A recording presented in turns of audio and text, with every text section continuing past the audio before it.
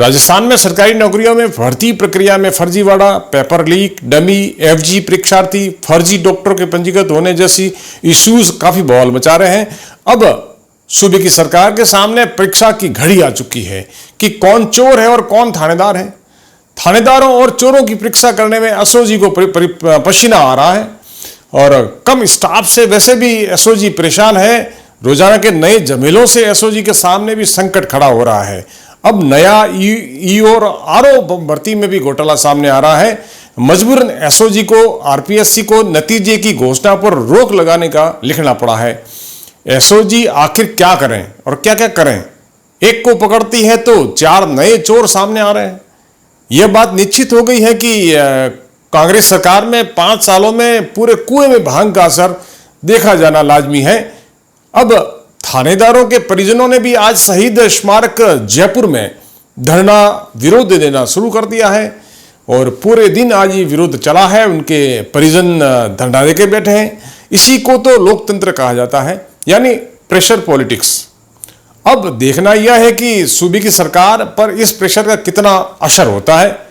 वैसे sub inspector की परीक्षा को रद्द करने का डॉक्टर किरोड़ी का हाइड्रोलिक पंप से प्रेशर भी भारी लग रहा है। वैसे चयनित थानेदारों के परिजन माँ बाप बहनें डॉक्टर बाबा को भी मिलकर आए हैं, पर बाबा किरोड़ी पर कोई असर नहीं दिखाई दे रहा है। बाबा परीक्षा रद्द करने में जुटे हुए लगते हैं। उनका एक ही ध्येय है कि परीक्षा रद्द होनी चाहिए। अब कैबिनेट की बैठक बार बार आगे खिसकानी पड़ रही है। निर्णय लेने में मुख्यमंत्री सहित मंत्रियों को भी पसीना आ रहा है और ऐसे मामलों में केंद्र से भी पर्ची का इंतजार नहीं किया जा सकता है। अब थानेदार परीक्षा को रद्द करें या कोई अलादीन का चिराग कोई नया रास्ता बता दे, ताकि आगे उपचुनाव है और बैठे बैठे कांग्रेस के डोटासरा को कोई नया मुद्दा न मिल जाए और वो स्टेज में डांस करना शुरू ना कर दे। सूबे की सरकार सावधान और सतर्क है इस मामले में कि परीक्षा को रद्द की जाए या न की जाए।